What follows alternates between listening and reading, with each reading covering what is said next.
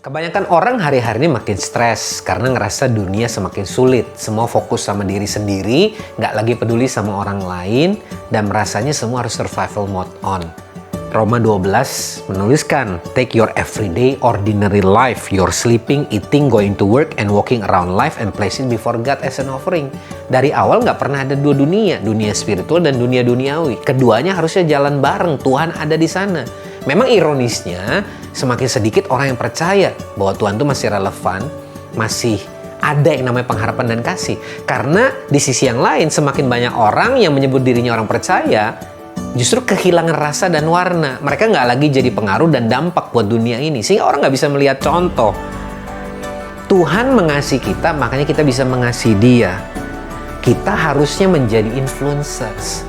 Memperlihatkan kasih itu apa, memperlihatkan perubahan itu apa, sehingga orang lain bisa melihat dan kemudian berubah. Disinilah Transformation Church terpanggil. Endgame-nya to be transformed into God's image and empowered to transform the world. Lewat apa? Vehicle-nya, misinya. Empowering a generation of transformers to be the influence and impact for the world. Kita bersedia mau untuk diubahkan dan berubah menjadi transformers yang akhirnya menolong orang lain untuk juga bisa berubah. Disitulah dunia akhirnya akan melihat bahwa ada pengharapan dan Tuhan itu masih relevan lewat kesaksian hidup kita, lewat generasi transformer ini. Dan the world will become a better place seperti yang Tuhan rindukan. So join us, join the movement, and be part of a generation of transformers in Transformation Church.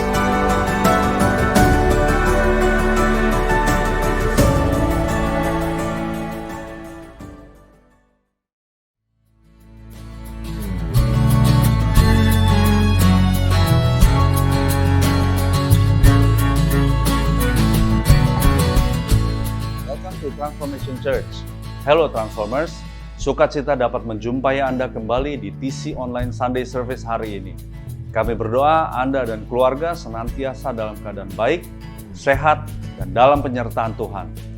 Kita akan memulai tema yang baru di bulan Oktober ini, Rest in Peace. Kita belajar bagaimana hidup dengan damai sejahtera dan ketenangan yang sejati di dalam Tuhan.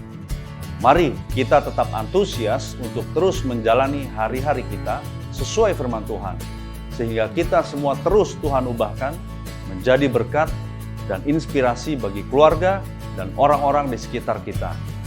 Dan sekarang, mari siapkan hati kita untuk menaikkan pujian dan penyembahan kita kepada Tuhan, serta menerima kebenaran firman Tuhan. Shalom saudara-saudara sekalian. Haleluya, kita berjumpa kembali minggu ini. Kita siapkan hati kita memuji Tuhan kita. Haleluya.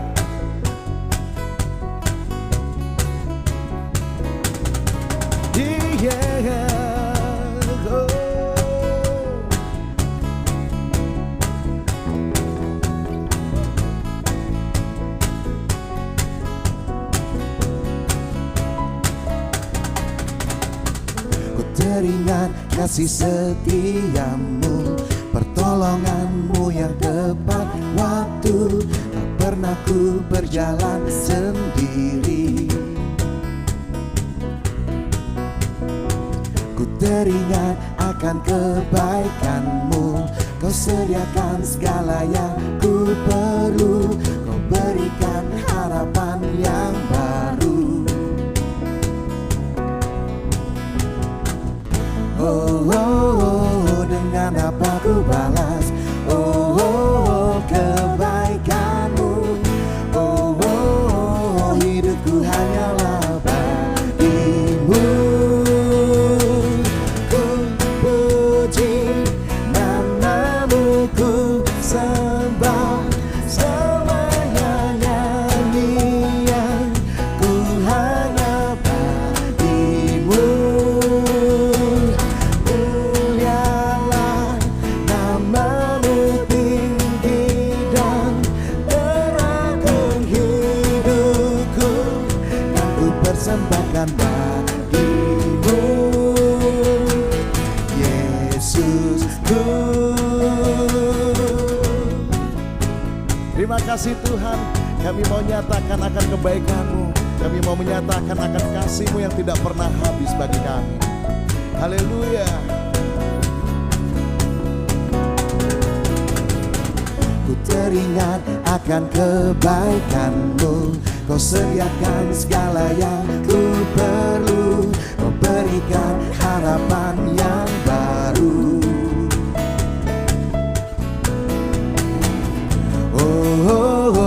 Dengan apa ku balas kebaikan-Mu. Hidupku hanyalah bagi-Mu. Ku puji nama-Mu, ku sembah semuanya nyanyian. Ku hanya bagi-Mu. Mulialah nama-Mu tinggi dan teragung hidupku, kan ku persembahkan bagi-Mu, Yesusku.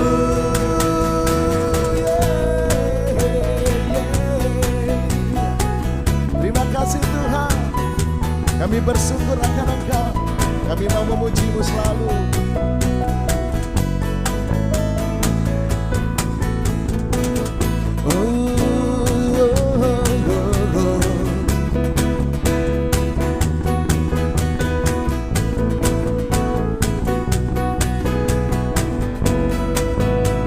Katakan sama-sama. Dengan apa ku balas kebaikan-Mu. Hidupku hanyalah bagi-Mu.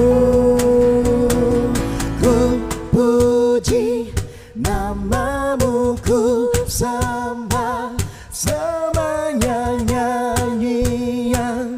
Ku hanya bagi-Mu. Mulialah nama-Mu tinggi dan teragung hidupku, kan ku persembahkan bagi-Mu, Yesusku. Terima kasih Tuhan, sungguh kasih-Mu yang tidak pernah berkesudahan buat kami. Kami mau lebih lagi Tuhan, masuk dalam hadirat-Mu. Kami mau menyatakan hati kami kepada Engkau Tuhan.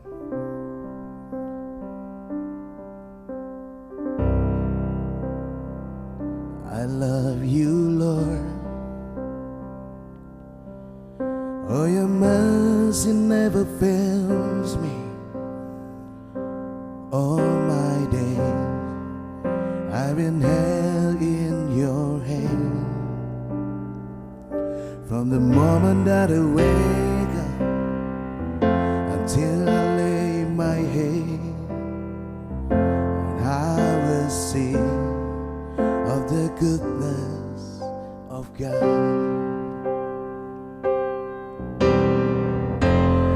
All my life you have been faithful. All my life you have been so good. With every breath that I am able, I will sing of the goodness of God. I love your voice. You have led me through the fire in darkest night. You are close like no other. I know you as a father, I know you as a friend. I have lived in the goodness of God. Oh yeah. All my life you have been faithful. All my life you have been so good. With every every breath that I am able, I will sing of the goodness of God.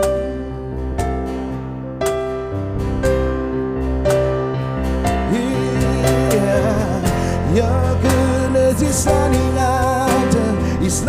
after me. Your goodness is running after me. In my life laid down, I surrender now. I give you every day. Oh, your goodness is running after me. Oh, your goodness is running after me. Yes, Jesus. Your goodness is running after me. In my life laid down, I surrender now. I give you every day. Oh, your goodness is running after me.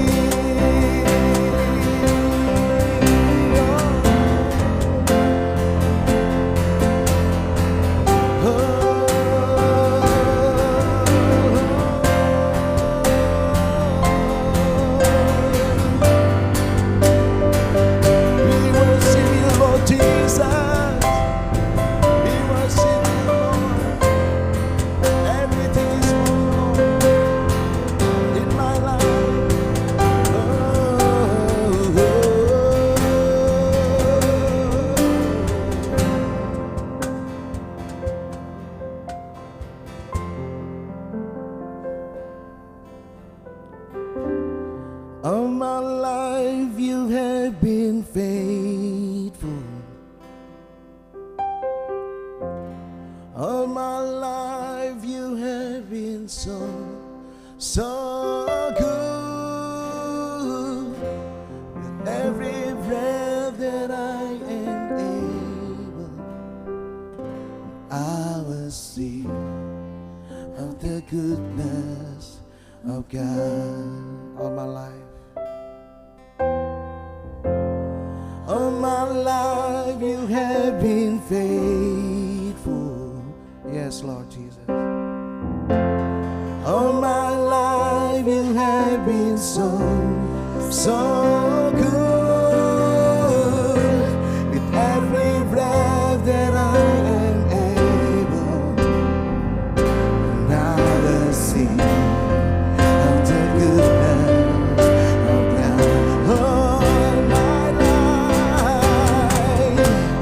All my life you have been faithful. Yes, Lord. All my life you have been so good. With every breath that I am able, I will sing of the goodness of God. I will sing of the goodness of God.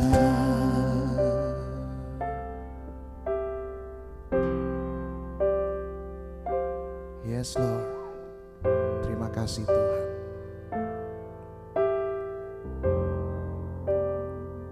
Terima kasih akan kebaikan-Mu. Amin. Halo Transformers, senang sekali bisa kembali menjumpai Anda di online Sunday Service hari ini. Kita ada di bulan yang baru, bulan Oktober. Tanpa terasa, kita sudah ada di hampir menuju ke hujung tahun ini. Dan saya percaya kita semua boleh diberkati, dikuatkan, dan bertumbuh bersama-sama lewat seri khotbah The Big Questions di bulan yang lalu. Nah, hari ini saya ingin mengajak kita semua untuk sama-sama belajar dan terus bertumbuh lewat sebuah tema yang saya beri judul Rest in Peace. Tentunya saya tidak sedang berbicara tentang sebuah duka cita atau kematian, tapi bicara soal pentingnya rest di dalam kehidupan kita sebagai orang percaya. Jadi bulan ini kita akan belajar bersama-sama bagaimana kita ini menjadi tenang dan kita bisa beristirahat di dalam Tuhan. Nah tentunya saudara, saya percaya Anda semua pasti pernah mendengar atau pernah membaca. Ada begitu banyak riset, penelitian, bahkan para ahli di dalam dunia kesehatan, dunia medis, yang bisa menjabarkan betapa pentingnya sebuah istirahat yang cukup dan yang regular. Ada banyak yang berkata bahwa imunitas tubuh kita itu sangat bergantung kepada bagaimana cukupnya dan rutinnya kita beristirahat. Bagaimana mood kita juga dipengaruhi. Makanya banyak orang yang kalau kurang tidur jadi sensitif, gampang marah. Juga bicara soal produktivitas yang lebih meningkat. Karena istirahat yang cukup akan membuat seluruh tubuh kita juga menjadi kuat dan menjadi siap. Bukankah ini semua adalah hal-hal yang sudah sering Anda dengar tentunya. Nah makanya kita juga hari ini mesti mengerti bahwa sebagai orang percaya adalah penting juga untuk kita mengerti bagaimana kita beristirahat, bagaimana kita rest in peace, in God's peace. Nah, begitu pentingnya rest ini sehingga Tuhan sendiri memberikan teladan. Kalau kita baca dalam kisah penciptaan di dalam Kejadian pasal yang kedua, kita tahu dia menuliskan di ayat yang pertama sampai yang ketiga, ketika Allah pada hari ketujuh telah menyelesaikan pekerjaan yang dibuatnya itu, berhentilah ia pada hari ketujuh dari segala pekerjaan yang telah dibuatnya itu. Lalu Allah memberkati hari ketujuh itu dan menguduskannya, karena pada hari itulah ia berhenti dari segala penciptaan, segala pekerjaan penciptaan yang telah dibuatnya itu. Dalam bahasa Inggris lebih jelas, NIV menuliskan, by the seventh day, God has finished the work he had been doing, so on the seventh day, he rested from all his work.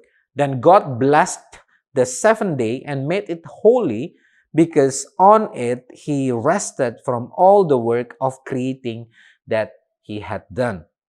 Saudara, kita diingatkan lewat ayat di dalam kitab Kejadian ini bahwa it is blessed to rest. Beristirahat itu adalah sesuatu yang diberkati Tuhan. Jadi jangan sampai kita punya salah persepsi tentang rest atau istirahat. Karena Tuhan memberkati yang disebut dengan istirahat itu. Makanya ketika kita beraktivitas, bekerja, melayani Tuhan, ada satu bagian penting yang kita harus ingat. Bahwa kita juga perlu resting atau beristirahat. Apalagi dengan kondisi di dunia modern yang serba cepat, serba instan, serba praktis. Kita ini seolah-olah dituntut untuk secara konstan, secara terus-menerus. Untuk kita itu terus mengerjakan dari tugas kepada tugas, dari satu job kepada job. Bahkan ada banyak yang harus dikerjakan di waktu yang sama. Sebuah era yang disebut dengan era multitasking. Nah, kita akan lihat bahwa ada seorang pribadi yang luar biasa yang dipakai Tuhan, namanya Elia. Dia adalah seorang hamba Tuhan, seorang nabi Tuhan yang luar biasa. Dan kita baca dalam satu Raja-Raja bagaimana Tuhan itu memakai Nabi Elia untuk melakukan hal-hal yang luar biasa. Mujizat demi mujizat. Dan satu puncak dari era mujizat ini adalah ketika dia mengalahkan Nabi Baal yang merupakan orang-orang yang mengabdi kepada raja yang namanya Ahab. Dan dia memenangkan sebuah dalam tanda kutip kontes ketika dia berhasil mendemonstrasikan bahwa Allah orang Israel adalah Allah yang hidup ketika korban bakaran yang dia susun kemudian disambar oleh api yang Tuhan kirimkan sehingga bangsa Israel akhirnya percaya dan ia membuktikan bahwa Tuhan Allah Israel Tuhan yang hidup. Seluruh Nabi Baal hari itu kalah dan bahkan mereka tewas di atas pedang. Dan ketika kita melihat ini semua, seolah-olah kemenangan demi kemenangan yang gilang gemilang ini membuktikan bahwa Elia ini seorang yang luar biasa. Tetapi rupanya ceritanya tidak berhenti sampai di situ. Kita mengetahui bahwa ketika Raja Ahab ini menceritakan apa yang terjadi kepada istrinya, namanya Isabel, kemudian di saat itu istrinya ini menjadi murka dan kemudian mengirimkan ancaman akan memenggal kepala Elia. Dan Anda tahu bahwa karena Elia sendiri sudah begitu all out melakukan hal-hal yang menjadi pekerjaan Tuhan dan menjadi kelelahan, apa yang sebelumnya terlihat sebagai sebuah kepercayaan diri, sesuatu yang kelihatannya begitu perkasa, membuat Elia, dituliskan firman Tuhan menuliskan dia ketakutan dan dia kabur menyelamatkan diri. Bahkan di situ dia merasa dia nggak berguna, dia bahkan minta Tuhan supaya mengakhiri hidupnya saja. Dan melihat situasi ini, apa yang Tuhan lakukan? Tuhan menunjukkan sekali lagi betapa pentingnya istirahat, bahwa it is blessed to rest. Karena di dalam 1 Raja 19 ayat 5-8 kita akan melihat bagaimana Tuhan memulihkan keadaan Elia. Dituliskan dalam firman Tuhan, sesudah itu Elia maksudnya berbaring dan tidur di bawah pohon arar itu. Tetapi tiba-tiba seorang malaikat menyentuh dia serta berkata kepadanya, bangunlah, makanlah. Ketika ia melihat sekitarnya, maka pada sebelah kepalanya ada roti bakar dan sebuah kendi berisi air. Lalu ia makan dan minum, kemudian berbaring pula. Tapi malaikat Tuhan datang untuk kedua kalinya dan menyentuh dia serta berkata, bangunlah, makanlah. Sebab kalau tidak perjalananmu nanti terlalu jauh bagimu. Maka bangunlah ia, lalu makan dan minum, dan oleh kekuatan makanan itu, ia berjalan 40 hari 40 malam lamanya sampai ke gunung Allah, yakni gunung Horeb. Saudara, di dalam terjemahan NIV dituliskan, he ate and drank and then lay down again. Dan kemudian dituliskan, malaikat Tuhan datang dan berkata, get up and eat, for the journey is too much for you. Bangun dan makanlah karena perjalanan ini terlalu panjang buat kamu. So he got up and ate and drank, strengthened by the food. He traveled 40 days and 40 nights until he reached Horeb, the mountain of God. Betapa pentingnya rest. Kenapa Tuhan itu mengirimkan malaikat kepada Elia yang memberi dia makan dan mengizinkan Elia untuk beristirahat, supaya Elia kembali mendapat kekuatan, sehingga ketika Tuhan datang dan mau berbicara bersabda kepada Elia, hatinya siap. Dalam kondisi kelelahan, Elia tidak efektif, bahkan menjadi begitu rapuh, ketakutan, bahkan dia minta Tuhan untuk mengakhiri hidupnya.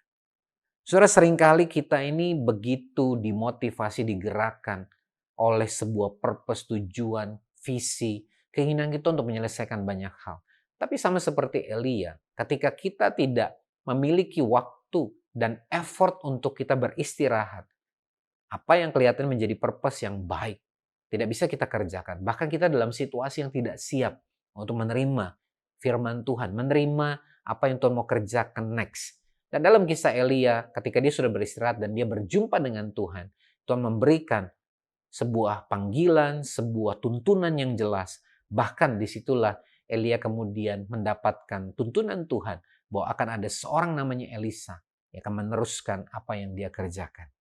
Jadi sekali lagi, saudara, kita belajar bahwa kita ini perlu mengambil waktu untuk beristirahat, dan itu penting. Kita hidup di sebuah era di mana banyak orang berpikir bahwa ketika kita beristirahat, kita ini nggak bergerak maju, nggak accelerate. Tetapi cara Tuhan itu berbeda dengan cara dunia ini bekerja. Kita nggak harus terus berlari dan berlari. Karena dengar baik-baik, saudara. When we rest in God, we will see God accelerate our lives and bring us lives breakthroughs. Karena justru waktu kita beristirahat dalam Tuhan, kita akan melihat Tuhan itu melakukan sebuah akselerasi, bahkan percepatan dalam hidup kita, dan membawa kita dalam terobosan-terobosan kehidupan yang baru.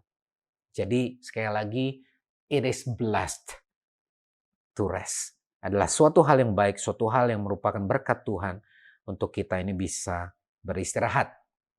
Nah, saudara, poin yang berikutnya yang saya ingin bagikan kepada kita semua datang dari perkataan Yesus sendiri. Di dalam Matius pasal yang ke-11 ayat 28 terjemahan NIV dituliskan, "Come to me, all you who are weary and burdened, and I will give you rest.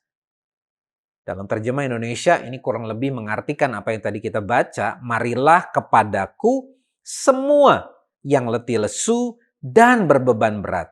Aku akan memberi kelegaan kepadamu.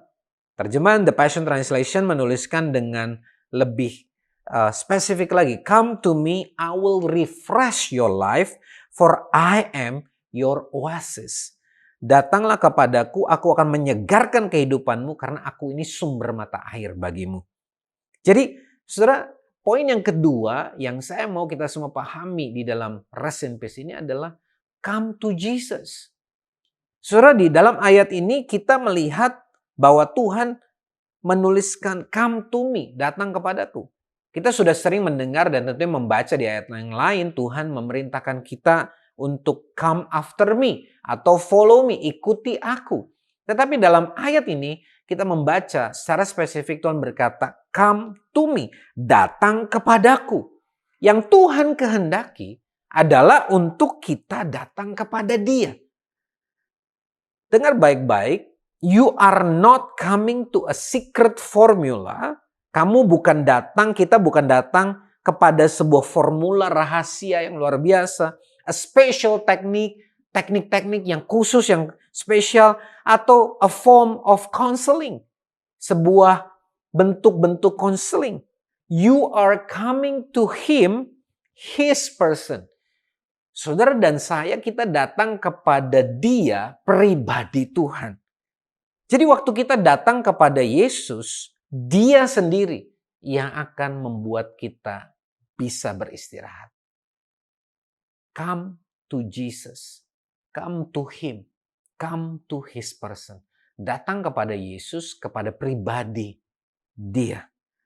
Jadi, saudara jangan berpikir bahwa ketika Tuhan berkata come to me, datang kepadaku, itu artinya bicara soal apa lagi yang harus saya lakukan. Apa lagi yang harus saya ngapain. Tapi justru poin yang pertama yang kita harus pahami adalah bahwa kita bisa beristirahat di dalam Dia. Beristirahat bersama dengan Dia. Karena waktu kita datang kepada Yesus, Dia akan memberi kita kelegaan. Dia akan menyegarkan jiwa kita. Dia akan membawa kita untuk kita beristirahat. Dan ini buat kita semua. Karena ayat ini ditujukan katanya semua yang letih lesu dan beban berat. Seringkali saudara dalam pekerjaan, pelayanan, apapun kita lakukan, kita menjadi letih dan beban berat.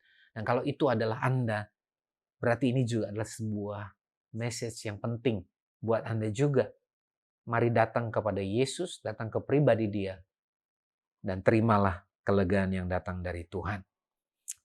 Dan poin yang ketiga, sekaligus poin terakhir dari sharing saya hari ini, di dalam Matius pasal 11 tadi, kalau kita teruskan di dalam ayat 29-30, dikatakan, pikulah kuk yang kupasang dan belajarlah padaku. Karena aku lemah lembut dan rendah hati, dan jiwamu akan mendapatkan ketenangan. Sebab kuk yang kupasang itu enak dan bebanku pun ringan. Jiwamu akan mendapat ketenangan, dalam terjemahan NIV dituliskan, you will find rest for your souls. Kamu akan mendapatkan istirahat bagi jiwamu. Jadi, saudara, kita ini sungguh-sungguh bersyukur buat sebuah istirahat yang benar-benar sungguh-sungguh mendalam, bukan hanya secara fisik tapi juga jiwa kita, dan Tuhan memberikan kepada kita jalan untuk mendapatkannya. Dikatakan apa? Take my yoke upon you. Pikulah kuk yang kupasang. Nah, saudara, yoke atau kuk ini apa sebenarnya? Kalau saudara cari, saudara akan menemukan kuk atau yoke ini adalah seperti kekang atau sebuah batang kayu yang kemudian dipakaikan, ditaruh di leher sapi atau kerbau. Biasanya ada 2 di sana, yang menyatukan mereka untuk mereka kemudian menggerakkan bajak yang ada di belakang mereka. Mereka menariknya. Makanya mereka disatukan dalam satu yoke. Ini yang digunakan oleh para petani untuk membajak tanah. Nah, saudara perhatikan baik-baik ketika Yesus berkata, Pikulah kuk yang kupasang, artinya kita menjadi satu kuk atau memikul kuk yang sama seperti Yesus. Dengan kata lain, lewat memikul kuk Yesus, kita ini disatukan dengan Dia. Kita menjadi satu dengan Yesus, united with Him. Dan otomatis kita nggak bisa go our own way, jalan sendiri. Karena waktu kita mengenakan kuk yang sama, kemana Yesus melangkah sebagai dalam tanda kutip sapi yang lebih senior, kita akan terbawa kepada direction yang sama. Kita harus submit, tunduk kepada kekuatan yang lebih kuat, yang lebih besar, yaitu kehendak Tuhan atau kuasanya. Kitalah yang akan mengikuti kemana Tuhan membawa kita lewat pikulnya. Nah pertanyaannya, lalu apa maksudnya dengan rest tadi? Apa hubungannya memikul kuknya Yesus itu dengan mendapatkan istirahat? Saudara perhatikan di ayat selanjutnya dikatakan, "For I am gentle and humble in heart. Learn from me, for I am gentle and humble in heart." Belajarlah kepadaku karena aku lemah lembut dan rendah hati. Dia adalah guru yang luar biasa. Dia tahu persis bagaimana kita ini hidup di tengah-tengah dunia yang semakin hari semakin rusak dengan tubuh dan jiwa yang belum sempurna yang seringkali menjadi korban atau menjadi sangat mudah dipengaruhi oleh mood dan bahkan juga godaan-godaan yang datang dari dunia. Bahkan kita ini punya sebuah kecenderungan untuk mengukur atau menilai hal-hal itu tergantung kepada pikiran dan perasaan kita yang berubah-berubah di beda waktu dan kita menjadi orang-orang yang mudah reaktif. Nah, Tuhan tahu persis kita ini dalam situasi yang demikian. Makanya Dia mendorong kita untuk datang dan belajar kepadanya. Dan Dia itu adalah pribadi yang dituliskan rendah hati dan juga lembut. Artinya apa, saudara? Ketika kita ada di bawah kuknya Yesus, kita mengerti. Dengar baik-baik. When God is really in control of my life, of our life, and I submit myself to His will, I find rest.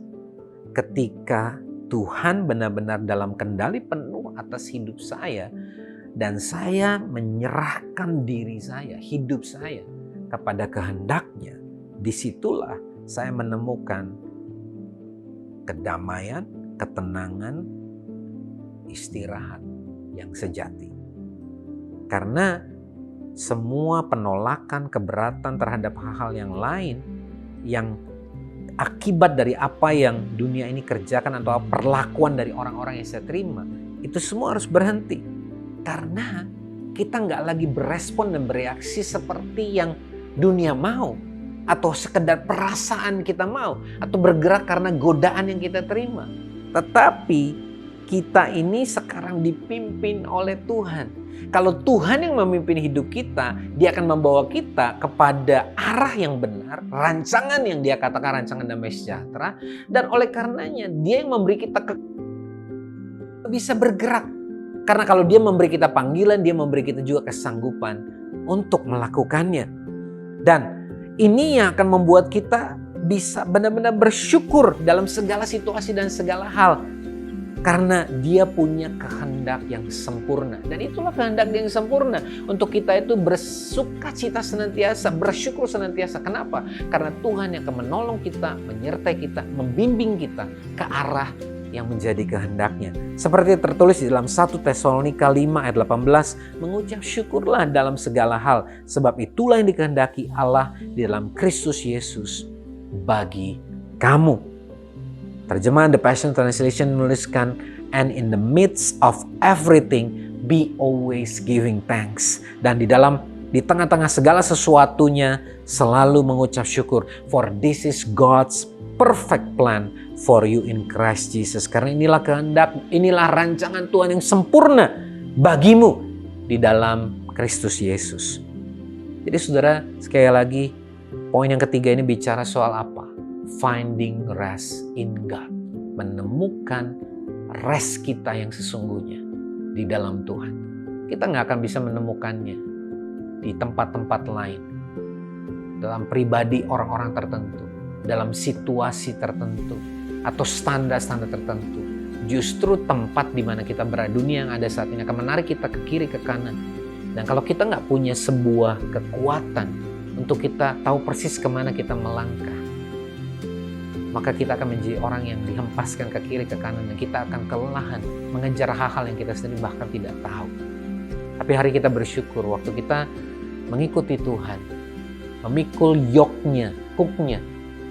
Kuknya itu dikatakan enak dan ringan. Kenapa? Karena kita memikulnya bersama dengan Dia. Dia tidak membiarkan kita memikulnya sendiri. Tapi Dia akan memberikan kita arahan, Dia akan memberikan kita kekuatan dan kesanggupan. Dan di sanalah kita akan menemukan istirahat di dalam damai sejahtera.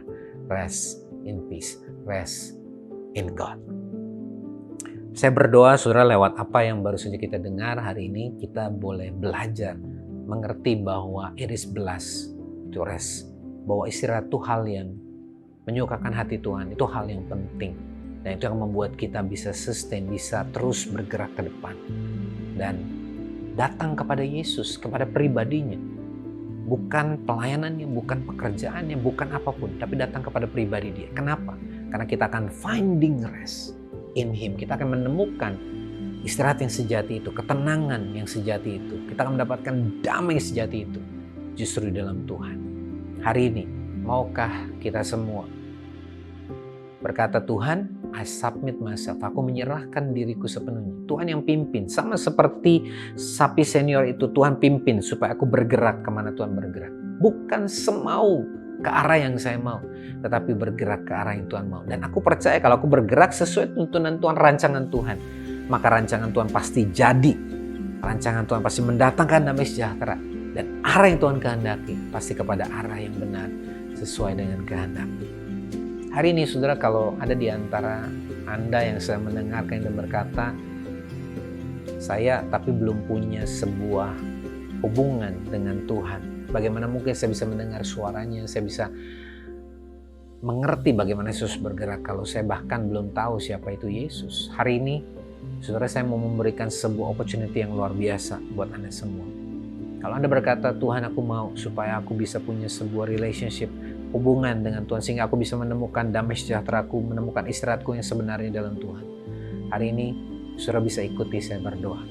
Katakan, Tuhan Yesus, ini aku. Aku membutuhkan Tuhan. Aku percaya Yesus adalah Tuhan dan Juru Selamatku. Aku menyerahkan hidupku sepenuhnya ke dalam tangan. Aku percaya hanya di dalam Engkau aku akan menemukan ketenangan yang sejati. Mulai hari ini, Engkau yang memimpin hidupku di dalam nama Yesus. Kalau saudara baru saja mendoakan demikian, selamat, saudara sedang memulai sebuah perjalanan baru sebagai anak-anak dari Bapa Surgawi yang mengasihi. Engkau akan melihat perjalanan mungkin nggak mudah, tetapi ketika engkau berjalan bersama dengan Tuhan, memikul kuknya bersama dengan Dia, kuknya itu ringan, kuknya itu enak, karena kita berjalan tidak sendiri, tapi bersama dengan Tuhan. Dan kita akan menemukan rest yang sejati itu bersama dengan Dia. Biarlah kita menjadi orang-orang yang bukan hanya mendengar, tapi kita menerima pengertian, dan kemudian kita mau melakukannya dalam kehidupan kita. Jangan lupa, Tuhan bukan memanggil kita untuk hanya sekedar melayani, tapi untuk kita punya waktu pribadi dengan Tuhan, untuk kita menikmati rest yang Dia sudah sediakan. Doa saya hari ini boleh memberikan kita semua kekuatan, kelegaan, dan pemahaman yang baru yang menolong kita untuk terus bertumbuh di dalam Tuhan. Tuhan Yesus memberkati. Praise the Lord. Thank you Pastor Bambang buat firman Tuhan yang sudah dibagikan dan memberkati kita semua. Anda juga dapat membagikan link video ini dan juga insight yang Anda dapatkan dari TC Online Sunday Service hari ini kepada teman dan keluarga, supaya mereka juga dapat diberkati dan mengalami terobosan yang baru bersama Tuhan. Anda juga dapat memfollow Instagram @transform.indonesia dan subscribe YouTube channel Transformation Church Indonesia. On-site Sunday Service diadakan setiap hari Minggu jam 10 pagi di Alam Sutra. Anda dapat mengirimkan DM ke Instagram TC untuk mendapatkan informasi lebih lanjut. Dan sebelum kita mengakhiri TC Online Sunday Service hari ini, mari sekali lagi kita menaikkan pujian dan ucapan syukur kita kepada Tuhan. Ku percaya janji-Mu ajaib, terukir dalam kehidupanku. Ku berserah di dalam kekuatan-Mu, hanya Kau segalanya bagiku. Ku percaya janji-Mu ajaib, terukir dalam kehidupanku. Ku berserah di dalam kekuatan-Mu. Ku percaya.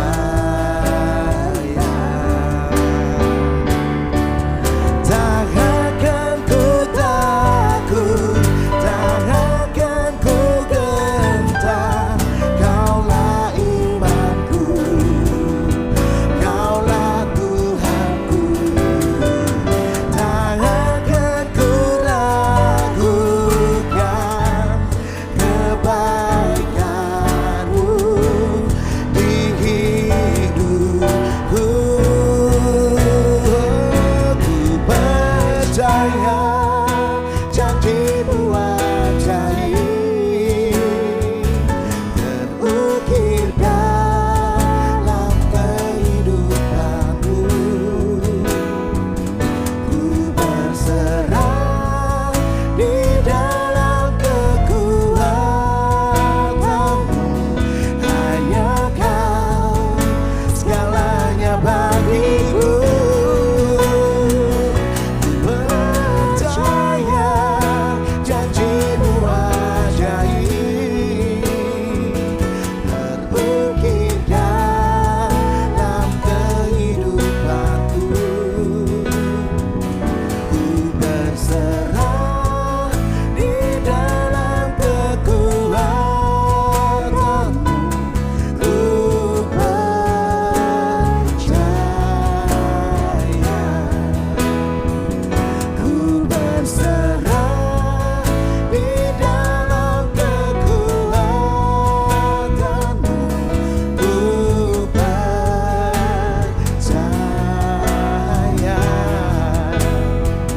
Ku berserah di dalam kekuatan-Mu. Ku